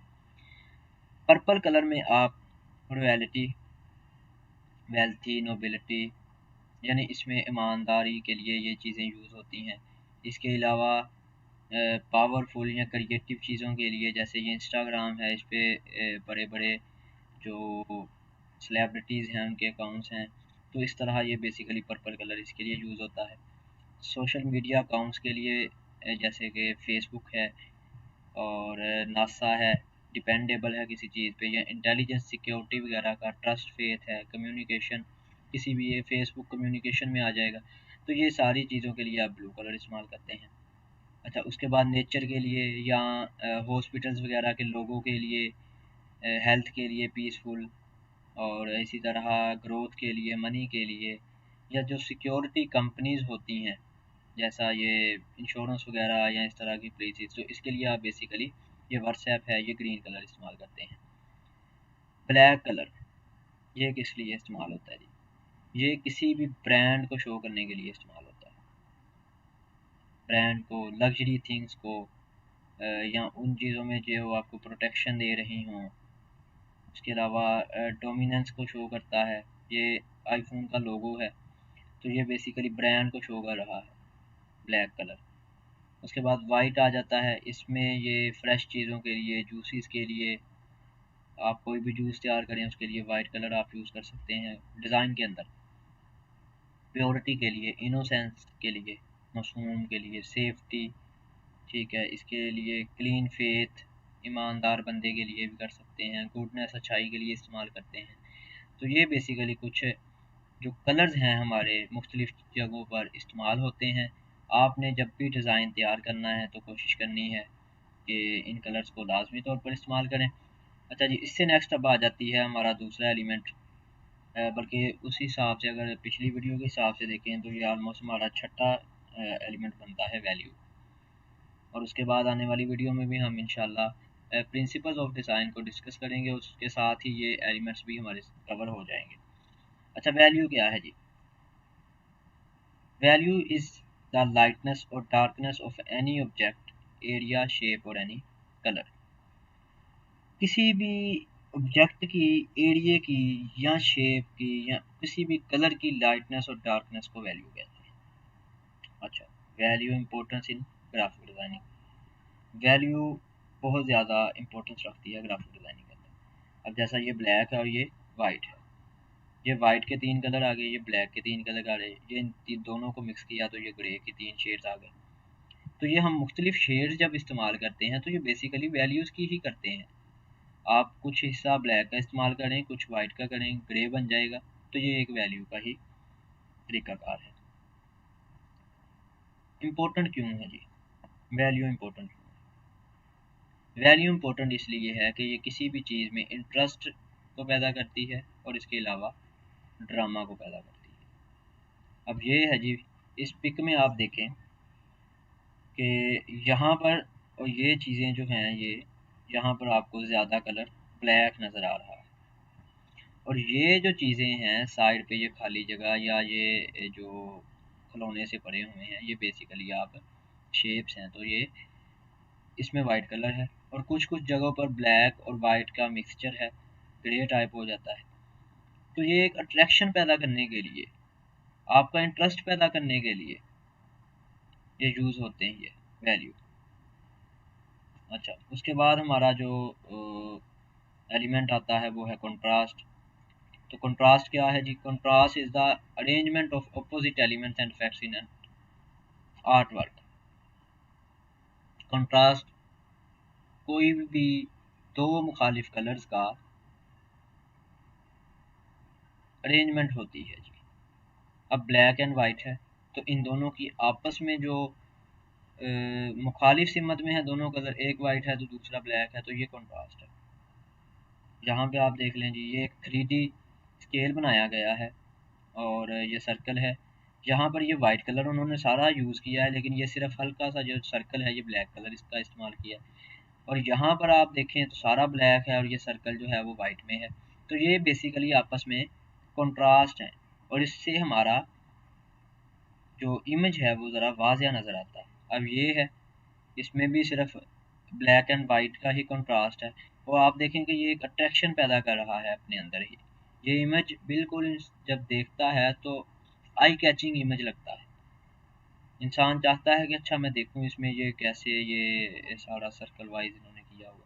तो ये बेसिकली आई अट्रैक्शन के लिए भी यूज़ हो सकता है। अच्छा जी, उसके बाद हमारा आई थिंक लास्ट जो एलिमेंट है टेक्सचर, हमें भी वो उसके बाद नहीं, ये लास्ट है। अच्छा, the feel of any surface is called texture. कोई भी चीज़ आप बनाते हैं तो वो जो फीलिंग देती है, कोई भी आप इमेज देखें उसे देखने के बाद जो फीलिंग आती है कि उसे टेक्सचर कहते हैं। जैसा कि आप किसी नोट को देख लें, किसी भी 50 रुपये वाले 100 रुपये वाले, जब उस आप उसे हाथ लगाते हैं तो आपको फील होता है कि इसमें कुछ चीज़ें रफ हैं कुछ स्मूथ हैं। तो बेसिकली जो टेक्सचर है वो 3 तरह का होता है, रफ, स्मूथ एंड सिल्की। कुछ चीज़ें हमें रफ सी महसूस होती हैं, कुछ स्मूथ महसूस होती हैं, जैसे एप्पल है, एप्पल की जो सरफेस है वो स्मूथ नज़र आती है। इसी तरह किसी टेबल की जो सरफेस है वो रफ नज़र आती है। सिल्की कोई कपड़ा है वो हमें सिल्की नज़र आता है। तो ये टेक्सचर है बेसिकली, जो हम जैसे ही किसी चीज़ को देखते हैं तो हमें जो चीज़ महसूस होती है उसे बेसिकली टेक्सचर कहते हैं। इसकी 2 टाइप्स हैं जी, ऑर्गेनिक एंड नॉन ऑर्गेनिक, या इनऑर्गेनिक भी कह सकते हैं। तो ये जो अल्लाह ताला की तरफ से कोई भी चीज़, कोई टेक्सचर बना हो उसे ऑर्गेनिक टेक्सचर कहते हैं। जैसा कि ये एक पत्ते की इमेज है और इसे जूम इमेज भी हम कह सकते हैं, इसे जूम करके लिया गया है किसी भी पत्ते की। तो ये जो आपको एक टेक्सचर नज़र आ रहा है, ये सारा लीफ के पैटर्न जो आपको शो हो रहे हैं उसे ऑर्गेनिक टेक्सचर कहते हैं। और ये क्योंकि इंसान ने बनाया है, चाहे ये स्मूथ है या रफ है, इधर से हमें कुछ स्मूथ लग रहा है, ये रफ लग रहा है, ये एक अलग चीज़ है, लेकिन टाइप्स में ये इनऑर्गेनिक में आ जाता है क्योंकि ये किसी भी इंसान की बनाई हुई ये दीवार है। ये जो पत्ता है ये अल्लाह ताला की तरफ से बनाया गया है, तो ये ऑर्गेनिक टेक्सचर है। और ये जो दीवार है ये इनऑर्गेनिक टेक्सचर में आ जाएगी क्योंकि इंसान ने बनाई है। इसी तरह ये टायर है तो ये भी इंसान ने बनाया है, तो ये भी इनऑर्गेनिक टेक्सचर में आ जाए। अब यहाँ से ये जो टायर है बिल्कुल स्मूथ लग रहा है, यहाँ से ये स्मूथ लग रहा है, और जैसे ही हम इसकी इस वाली जगह पे कॉर्नर्स में आते हैं तो ये हमें थोड़ी थोड़ी सर्विस जो है वो रफ महसूस होती है। ठीक है, तो ये भी इनऑर्गेनिक है क्योंकि इंसान ने बनाया है। तो इस तरह ये ऑर्गेनिक एंड नॉन ऑर्गेनिक। और इस वीडियो में हमारा ये एलिमेंट्स का जो चैप्टर था वो क्लोज हो चुका है जी। अब मैंने बताया था कि इसके बाद एलिमेंट्स के बाद हम प्रिंसिपल ऑफ डिज़ाइंस को डिस्कस करेंगे, कि मतलब हमारे पास बिरयानी की अज्जा आ गए, चावल आ गए, इसके अलावा चिकन आ गया, पानी आ गया, घी आ गया, सारा कुछ मसाला जात वगैरह आ गए। अब उसे बनाना कैसे है, तो डिज़ाइन को बनाना कैसे है, उसके प्रिंसिपल्स क्या हैं, वो हम बेसिकली अपनी नेक्स्ट वीडियो में देखेंगे जी। Thank you so much for watching this video. अगर आपको वीडियो अच्छी लगी हो तो वीडियो को लाइक करें और अपने दोस्तों के साथ शेयर भी करें, और अगर चैनल पर नए हैं तो इरफान रसूल नाम के इस चैनल को सब्सक्राइब करें जी।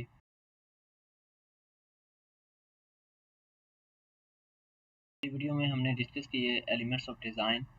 आज की इस वीडियो में हम डिस्कस करेंगे जी प्रिंसिपल्स ऑफ डिज़ाइंस का, और इससे आने वाली नेक्स्ट वीडियो में भी हम इंशाल्लाह प्रिंसिपल ऑफ डिज़ाइन को ही डिस्कस करेंगे। तो चलते हैं जी अपनी वीडियो की जानिब। सबसे पहले प्रिंसिपल्स ऑफ डिज़ाइन में जो पहला प्रिंसिपल है वो है बैलेंस। बैलेंस क्या है? किसी भी देखने वाली चीज़ की बराबर के तकसीम को बैलेंस कहते हैं। मीन्स के equal distribution of visual weight is called balance. अब विजुअल वेट वो हैवी भी हो सकता है और लाइट भी हो सकता है। मतलब देखने वाली आँख जब किसी चीज़ को देखती है तो वो दोनों जगहों पर दोनों चीज़ों को बैलेंस देके या उसकी डिस्ट्रीब्यूशन बराबर की हो तो वो विजुअल वेट कहलाता है। और उसके बाद इसकी डिस्ट्रीब्यूशन को हम बैलेंस कहते हैं। अब ये एक इमेज नज़र आ रही है जी आपको। देखने वाली आँख सबसे पहले इस लाल वाले रेड वाले इस पैकेट पे उसकी पड़ती है। हालांकि इस इमेज में ये दीवार है, ये फ्लोर है, ये आदमी है, लेकिन देखने वाले को सबसे पहले यही चीज़ अट्रैक्ट करती है। मतलब कि विजुअल वेट इस पूरी इमेज में क्या है, ये रेड पैकेट। इससे नेक्स्ट अब ये देखें जी, हालांकि अब देखें कि इन दोनों बॉल्स का वज़न एक जैसा है और ये बैलेंस में बिल्कुल बराबर हैं एक दूसरे के, लेकिन देखने वाले की नज़र सबसे पहले रेड बॉल पर ही पड़ती है। क्यों?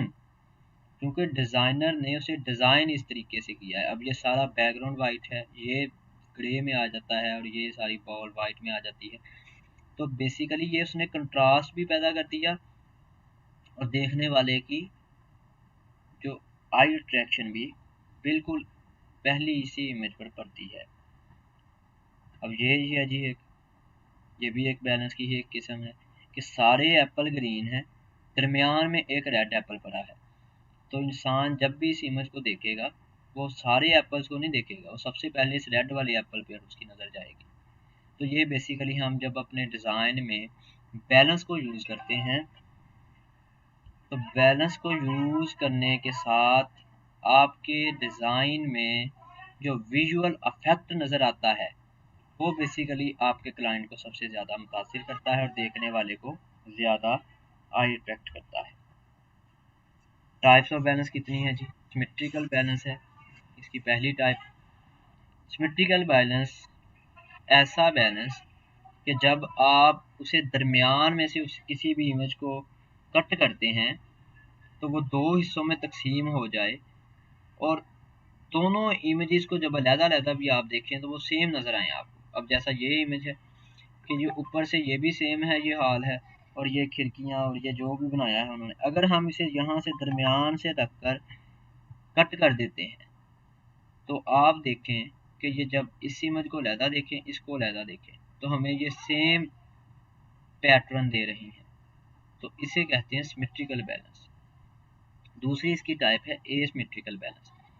एसिमेट्रिकल बैलेंस वो बैलेंस कि जब उसे आप दरमियान में से काटें तो उसका वेट तो सेम हो लेकिन वो एक जैसे शो ना हो। जैसे ये है जी, अब देखने वाला देखिए कि ये दोनों, एक ये आदमी इधर बैठा है, ये दो बच्चे इधर बैठे हैं, तो ये दोनों सेम ही एक ही बैलेंस कर रहे हैं। लेकिन जब हम इस इमेज को यहाँ से काटेंगे तो ये एक साइड पे हो जाएगा, ये एक साइड पे हो जाएंगे, तो ये बैलेंस नहीं रहेगा। ये एसिमेट्रिकल बैलेंस है। उसके बाद रेडियल बैलेंस इसकी तीसरी टाइप आ जाती है जी। ये क्या है? किसी भी एक सर्कल के गिर्द आप कोई भी चीज़ एक सिमेट्री में लगाते हैं उसे रेडियल बैलेंस कहते हैं। अब ये एक सर्कल है जी और इस सर्कल के इर्द गिर्द ये जितनी बटरफ्लाइज लगाई गई हैं ये रेडियल बैलेंस की ही एक एग्जाम्पल है। नंबर 2 आ जाता है प्रिंसिपल ऑफ डिज़ाइन में प्रॉक्सिमिटी। अब प्रॉक्सिमिटी क्या है? Place objects in your design in such a way that they appear to be part of a single group. अपने ऑब्जेक्ट्स को इस तरह डिज़ाइन के अंदर लगाएं कि वो ऐसा लगे कि ये एक सिंगल ग्रुप है और एक ही चीज़ है। मतलब एलिमेंट आपने मुख्तलिफ यूज़ करने हैं, ऑब्जेक्ट्स वही यूज़ करने हैं, लेकिन उन्हें एक सिमेट्री में ले आना है कि ऐसे लगे कि जैसे वो एक ही चीज़ है। अब इसकी एग्जांपल के ये देखें, ये आपने ब्लॉक्स यूज़ किए, ये अलहदा कहीं अलहदा कोई अलहदा पड़ा हुआ है, तो यहाँ पर एक सिमेट्री नहीं है, तो ये हमें आई अट्रैक्शन नहीं दे रहा। जैसे ही हम इसे एक सिमेट्री में लेके आते हैं तो देखने वाले को लगता है कि ये एक ही ग्रुप है। हालांकि ये बॉक्सेस ये भी अलहदा हैं, ये भी अलहदा अलहदा है, लेकिन यहाँ से देखने से आपको ये लगता है कि ये सेम एक चीज़ है और एक ही ग्रुप है। इसके अलावा लॉ ऑफ प्रॉक्सिमिटी वो भी यही है कि ये अलग-अलग चीज़ें पड़ी हों तो ये आपकी आई अट्रैक्शन नहीं होती। जब आप इकट्ठा करते हैं तो वो एक डिज़ाइन में भी आपके खूबसूरती आ जाती है। अच्छा, ये थी proximity. Number 3 principal of design में अलाइनमेंट, ये सबसे ज़्यादा इम्पोर्टेंट रखती है। इम्पोर्टेंट रोल इसका बहुत ज़्यादा है डिज़ाइन के अंदर। आप कोई भी डिज़ाइन तैयार करें तो उसी की अलाइनमेंट लाजमी करें।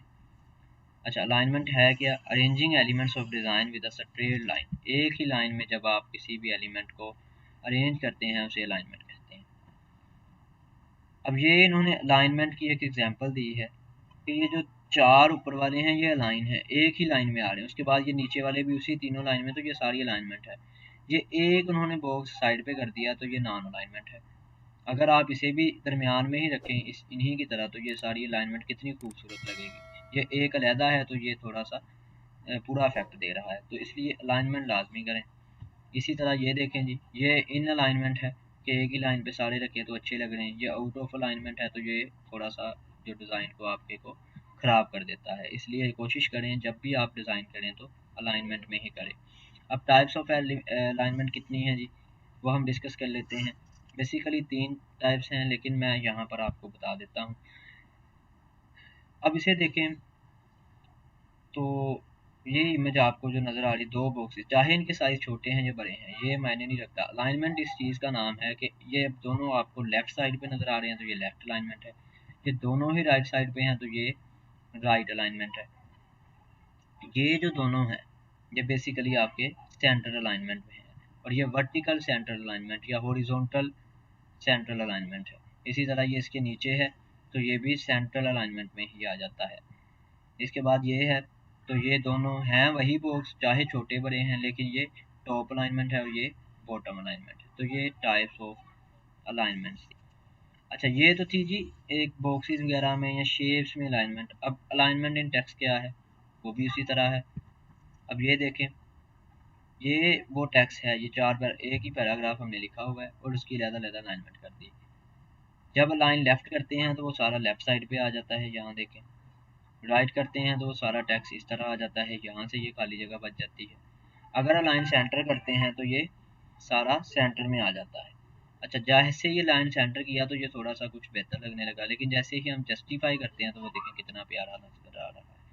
और जब हम देखते हैं किसी भी चीज़ को, ये जैसे न्यूज़पेपर है तो उसमें भी उन्होंने जस्टिफाई ही किया हो। अच्छा जी, ये है हमारी अलाइनमेंट इन टेक्स्ट। इसी तरह चौथा जो हमारा प्रिंसिपल है वो है रेपिटेशन। आप रेपिटेशन करेंगे, ये क्या है? Using same elements in a design again and again. आप एक ही एलिमेंट को बार बार अपने डिज़ाइन में यूज़ करते हैं, इसे रेपिटेशन कहते हैं, और इससे आपका डिज़ाइन बहुत ज़्यादा अच्छा लगने लगता है।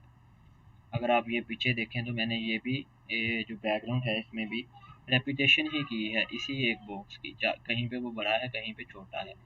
तो आप शेप में भी रेपिटेशन कर सकते हैं, कलर्स में भी कर सकते हैं, लाइंस में भी कर सकते हैं।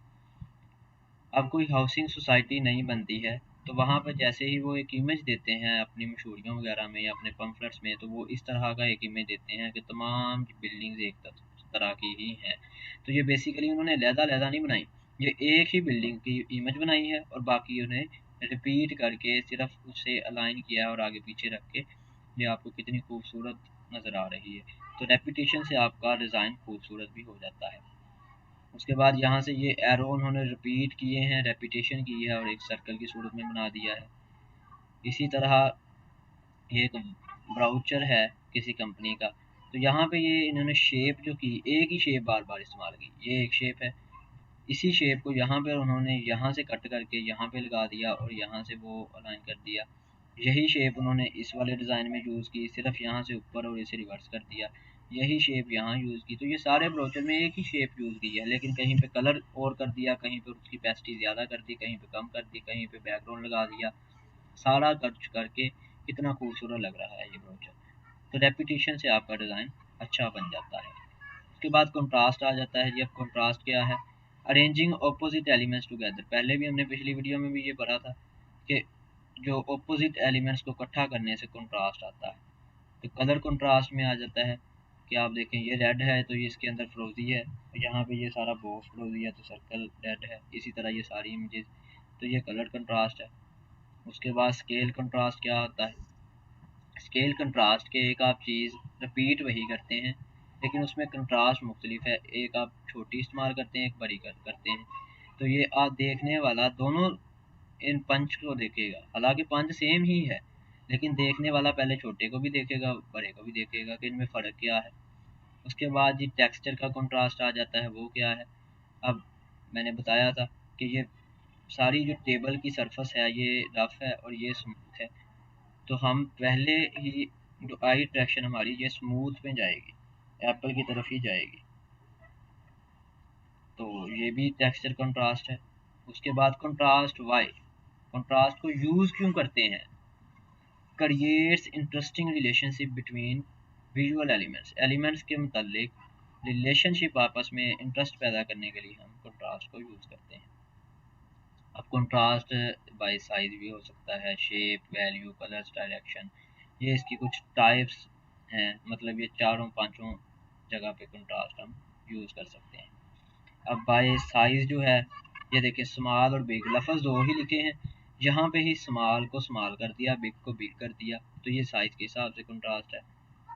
उसके बाद ये शेप के हिसाब से है कि ये तीन शेप सेम लगाई, एक शेप चेंज कर दी और उसमें कलर चेंज कर दिया, तो ये कंट्रास्ट इन शेप है। उसके बाद वैल्यू आ जाती है कि इन दोनों की थोड़ी सी ओपेसिटी बढ़ाई, अब इसमें हाई कंट्रास्ट सिग्निफिकेंट डिफरेंस आ रहा है कि इसमें थोड़ा सा कलर हाई कर दिया, इसमें थोड़ा सा लो कर दिया, तो ये कंट्रास्ट इन बाय वैल्यू आ जाता है। उसके बाद कंट्रास्ट बाय कलर आ जाता है। ये एक पूरा टेबल है, इसकी एक पिक लेकर रख लें। जब भी आप डिज़ाइन रेडी करना शुरू करें तो लाजमी इस टेबल को देखें, क्योंकि इससे आपको पता चलेगा। अब ये रेड पे रेड लगाएंगे वो तो बिल्कुल शो नहीं होगा, रेड पे ये लगाएंगे ये पुअर शो हो रहा है, और अगर येलो लगाएंगे तो गुड है, बाकी सारे पुअर हैं और उसके अलावा वाइट। तो ये सारा टेबल आप एक दफ़ा देख लीजिएगा। उसके बाद contrast by direction at the last, कि बहुत से लोग डिज़ाइन में कंट्रास्ट बाय डायरेक्शन यूज़ करते हैं। अब इन दोनों में ये दो तीर एक इस तरफ एक इस तरफ लगाया है, अगर दोनों तीर ही एक तरफ लगा देते तो वो आपका कंट्रास्ट अच्छा ना आता और आई अट्रैक्शन ना आती। तो ये थे जी हमारे प्रिंसिपल ऑफ डिज़ाइन। कुछ प्रिंसिपल हमने अपनी इससे गुज़िश्ता वीडियो में डिस्कस कर लिए थे। आज हम इसका एंड कर देंगे और इसके बाद एक या दो लेक्चर और होंगे हमारे इंटरमीडिएट के, उसमें भी थ्योरी ही होगी। फिर इंशाल्लाह हम अपने जो प्रोफेशनल कोर्स है उसकी तरफ आ जाएंगे। अच्छा जी, प्रिंसिपल ऑफ डिज़ाइन में आज का जो पहला प्रिंसिपल है हमारा वो है एम्फेसिस या एम्फसिस। एम्फसिस क्या है जी? Emphasis is the part of the design that catches the viewers attention. Emphasis आपके डिज़ाइन का वो हिस्सा होता है जो किसी भी देखने वाले को अपनी तरफ अट्रैक्ट करता है।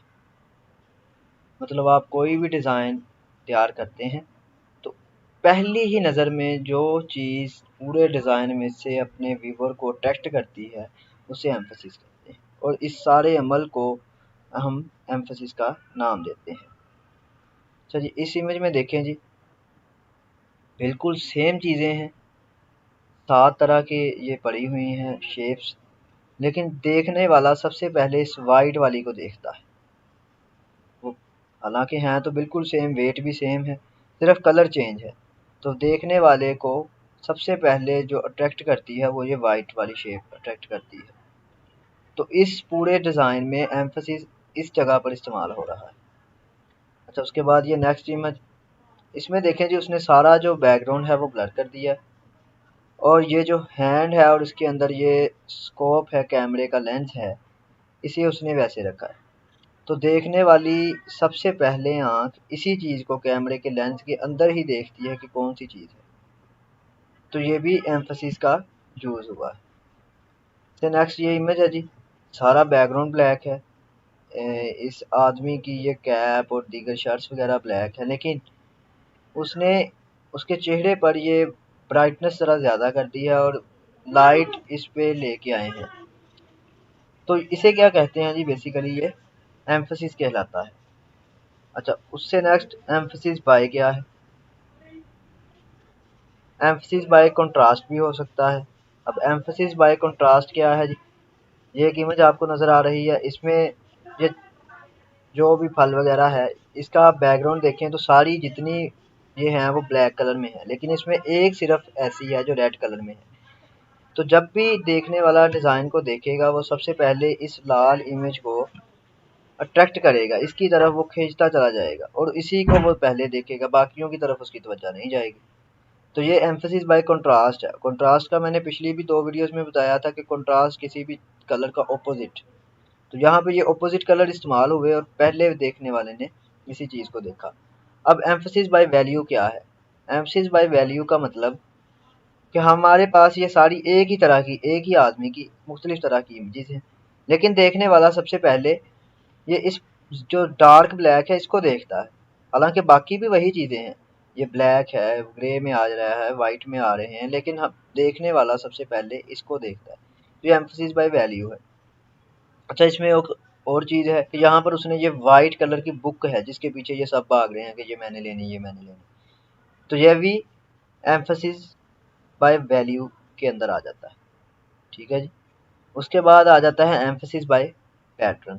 अब एम्फेसिस बाय पैटर्न क्या है? ये देखें जी, सेम पैटर्न है,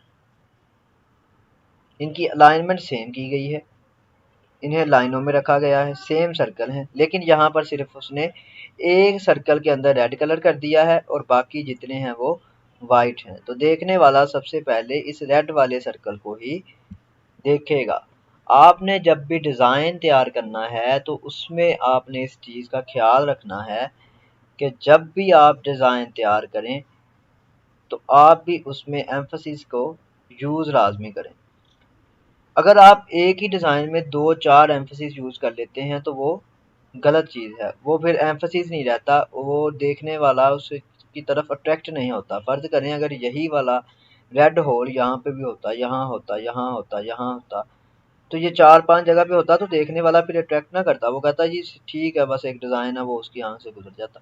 लेकिन एक है तो वो डायरेक्ट उसी चीज़ पे गया है। उसके बाद आ जाता है एम्फेसिस बाय साइज। ये क्या है? अब ये सेम है, सेम शेप्स हैं और यहाँ पर जो एक ये गोटी पड़ी हुई है ये उसकी उसने ज़रा लेंथ वाइज जैसे साइज वाइज ज़रा बड़ा कर दिया है, ऊपर से उसका ये थोड़ी शेप चेंज कर दिया है, तो देखने वाला सबसे पहले इसी की तरफ अट्रैक्ट होता है। ये हो गया जी एम्फेसिस बाय साइज। ये 4-5 तरह के एम्फेसिस से। अच्छा, उसके बाद आ जाता है यूनिटी। यूनिटी क्या है? किसी भी डिज़ाइन में जब आप एलिमेंट्स को इस तरीके से रेडी करते हैं कि उसमें आपका जो एलिमेंट्स हैं वो सारे कंबाइन हों लेकिन लगे वो एक ही, मतलब हों मुख्तलिफ एलिमेंट्स लेकिन जब आप उन्हें इकट्ठा करें तो वो यूनिटी दे रहे हों, इसे कहते हैं जी यूनिटी। अब इसकी डेफिनेशन क्या है? Arrangement of design elements in such a way that combine together they give feeling of a whole, कि वो एक ही फीलिंग दे रहा हो, अलग-अलग चीज़ें लेकिन फीलिंग वो एक की दे रहा हो। जैसे ये है जी, अब ये एक ही शेप है, बस उसने मुख्तलिफ तरह से इसे चारों जगह पे लगा दिया है और अब ये देखने वालों के लिए जो है वो आई अट्रैक्शन है। अगर यही बाल एक यहाँ होती, एक यहाँ होती, एक यहाँ होती, एक नीचे कहीं पड़ी होती तो वो यूनिटी इसमें नहीं रहनी थी और डिज़ाइन खूबसूरत नहीं रहना था। उसके बाद ये देखें जी, ये कलर्स हैं, तो जैसे ही हम इसकी तरफ देखते हैं तो ज़ुबान से पहला जुमला ही यही निकलता है कि ये कलर्स हैं। अगर हालांकि ये एक पेंसिल है, एक पेंसिल कलर है, ग्रीन है, लेकिन जब ये सारे कलर इकट्ठे आएंगे तो फिर हम ये नहीं कहेंगे कि ये लाल कलर है, ये हरा कलर है, ये पीला कलर है, फिर हम कहेंगे ये कलर्स हैं। तो जब ये इकट्ठे हो गए तो कलर्स बन गए। उसके बाद ये बिल्डिंग है जी, इसे आप देख लें, ये मुख्तलिफ चीज़ों से बड़ी है, यहाँ पे एलुमिनियम इस्तेमाल हुआ है, ये ग्लास इस्तेमाल हुआ है, फिर इसके अलावा मुख्तलिफ स्क्रू वगैरह और दीगर चीज़ें एंगल इस्तेमाल हुए हैं। लेकिन देखने वाला जब भी इसको देखेगा यही कहेगा कि ये बिल्डिंग है, वो ये नहीं कहेगा कि ये शीशा है, ये ग्लास है, ये एंगल इस्तेमाल हुआ है, नहीं, वो यही कहेगा कि ये बिल्डिंग्स है। तो ये भी यूनिटी है। तो ये जैसे ही आप यूनिटी का इस्तेमाल करते हैं अपने डिज़ाइन में तो वो उसे खूबसूरत बना देता है। उसके बाद आ जाता है जी मूवमेंट। अब ये क्या है? Movement is the path of the viewer's eye takes through the work of art. अच्छा जी, मूवमेंट क्या है?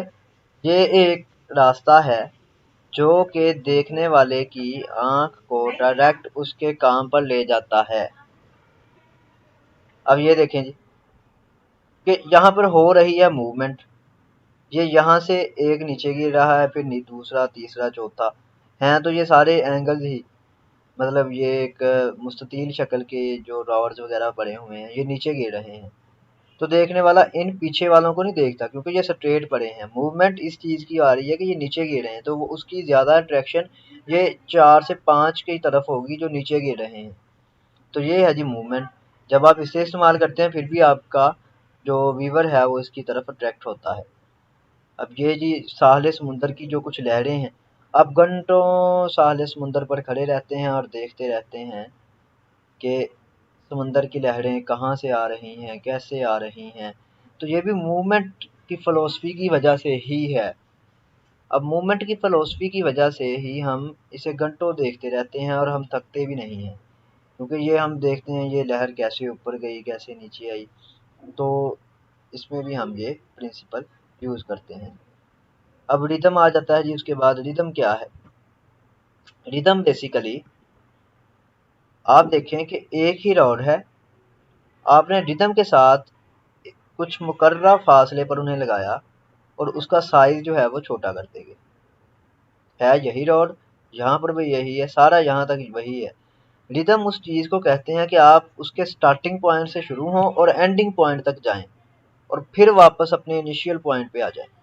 मतलब अब जैसे ये पिक है, तो यहाँ से आप देखने वाला शुरू होता है, लास्ट तक जाता है कि वहाँ पर वो छोटा सा राड है, फिर वहाँ से होता हुआ यहाँ तक आता है, तो अपने इनिशियल पॉइंट्स के पास आ जाता है। तो इसे रिदम को भी हमने प्रिंसिपल ऑफ डिज़ाइन में यूज़ करना है। अच्छा, अब टाइप्स ऑफ रिदम क्या है जी? टाइप्स ऑफ रिदम 3-4 तरह की हैं। ये इसकी डेफिनेशन भी आ गई जी। रिदम की principal of design that indicates movement by the repetition of elements. Elements को ही आप बार बार रिपीट करते हैं तो आपका रिदम बन जाता है। अच्छा जी, अब 4 टाइप्स हैं रिदम की। पहले नंबर पे एक रैंडम, कोई भी छोटी शेप होगी, कहीं बड़ी होगी, कहीं मुस्ततील होगी, कहीं स्क्वायर होगी, और फासला भी इनके दरमियान कोई मखसूस नहीं होगा। अब इसके और इसके दरमियान कम है, इसके और इसके दरमियान ज़्यादा है, तो ये रैंडम है।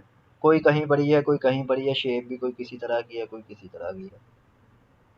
अच्छा जी, नंबर 2 रेगुलर रिदम आ जाता है। अब इसमें एक ही तरह की शेप है और बराबर फासले पर सारी पड़ी हुई हैं। उसके बाद अल्टरनेटिंग आ जाता है कि जी एक होगी, नंबर 2 पे दूसरी होगी, फिर उसके बाद फिर पहले वाली होगी, फिर चौथे नंबर पे दूसरे नंबर वाली होगी। इसमें देख लें जी, ये स्क्वायर है, उसके बाद सर्कल है, तो तीसरे नंबर पे फिर पहले वाला स्क्वायर आ गया और चौथे नंबर पे दूसरे वाला सर्कल आ गया। इसी तरह ये एंगल्स आप देखें, इसका मुंह ऊपर को है, इसका नीचे को है। जब नंबर 3 पे जाएंगे तो पहले वाले जैसे की शेप आ जाएगी, और जब नंबर 4 पे जाएंगे तो दूसरे वाले जैसे की शेप आ जाएगी। उसके बाद प्रोग्रेसिव है जी, ये बिल्कुल एक स्ट्रेट लाइन के तौर पर भी रिदम आपका हो सकता है।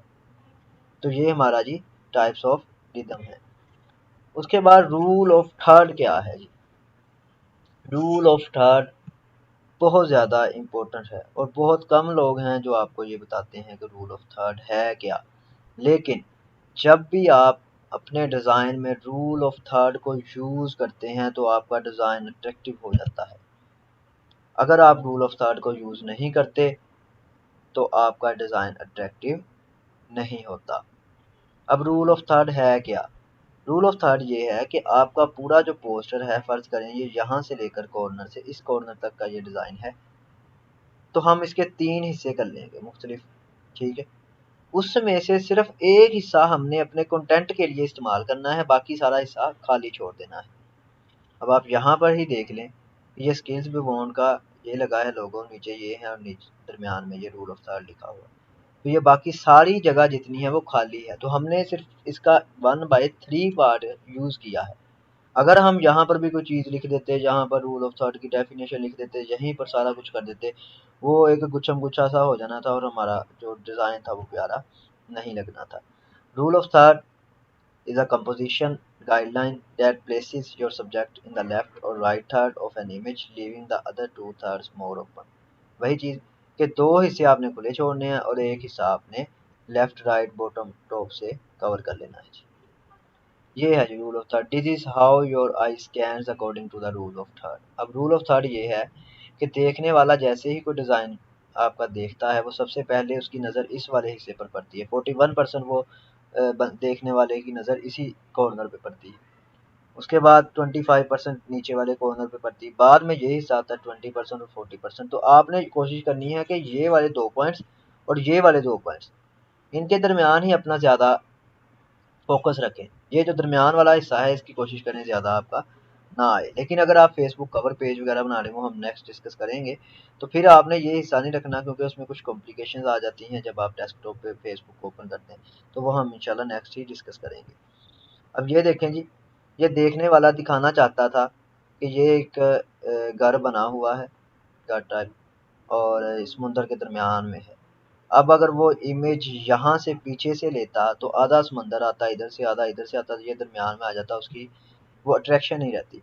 तो उसने क्या किया, इन 2 पॉइंट्स के दरमियान दरमियान अपनी चीज़ को रख लिया, बाकी सारा समुंदर जो है वो उसने अकेला छोड़ दिया ताकि जहाँ से इमेज कट भी हो जाए तो देखने वाले को मुश्किल जो है वो महसूस ना हो।